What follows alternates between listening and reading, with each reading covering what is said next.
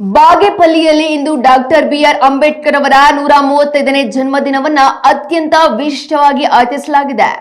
NDA ಅಭ್ಯರ್ಥಿ ಹಾಗೂ ಹರಿನಾಥ Reddy charitable trust ವತಿಯಿಂದ ಆಯೋಜಿಸಿದ್ದ ಈ ಕಾರ್ಯಕ್ರಮದಲ್ಲಿ ಸಂಸದ ಡಾಕ್ಟರ್ ಕೆ ಸುಧಾಕರ್ ಅವರು ಬಾಬಾ ಸಾಹೇಬರ ಪುತ್ಥಳಿಗೆ ಮಾಲಾರ್ಪಣೆ ಮಾಡಿ ಗೌರವ ಸಲ್ಲಿಸಿದ್ದಾರೆ.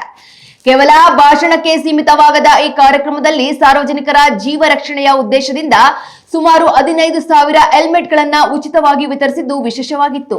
ಈ ವೇಳೆ ಮಾತನಾಡಿದ ಸುಧಾಕರ್ ಅವರು, ರಸ್ತೆ ಸುರಕ್ಷತೆಯ ಜಾಗೃತಿ ಮೂಡಿಸುವುದು ಕೂಡ ಅಂಬೇಡ್ಕರ್ ಅವರ ಜನಪರ ಕಾಳಜಿಗೆ ನೀಡುವ ಗೌರವ ಎಂದು ಶ್ಲಾಘಿಸಿದ್ದಾರೆ. ನಿವೃತ್ತ ಡಿವೈಎಸ್ಪಿ ಕೋಣಪ್ಪ ರೆಡ್ಡಿ ಹಾಗೂ ಮಾಜಿ ಜಿಲ್ಲಾಧ್ಯಕ್ಷ ರಾಮಲಿಂಗಪ್ಪ ಸೇರಿದಂತೆ ಹಲವು ಗಣ್ಯರು ಈ ಸಾಮಾಜಿಕ ಕಾರ್ಯಕ್ಕೆ ಸಾಕ್ಷಿಯಾಗಿದ್ದಾರೆ. ಒಟ್ಟಿನಲ್ಲಿ ಸಂವಿಧಾನ ಶಿಲ್ಪಿಯ ಜನ್ಮದಿನದಂದು ಬಡವರ ಜೀವಕ್ಕೆ ಸುರಕ್ಷತೆ ನೀಡುವ ಮೂಲಕ ಹರಿನಾಥ ರೆಡ್ಡಿ ಟ್ರಸ್ಟ್ ಎಲ್ಲರ ಮೆಚ್ಚುಗೆಗೆ ಪಾತ್ರವಾಗಿದೆ.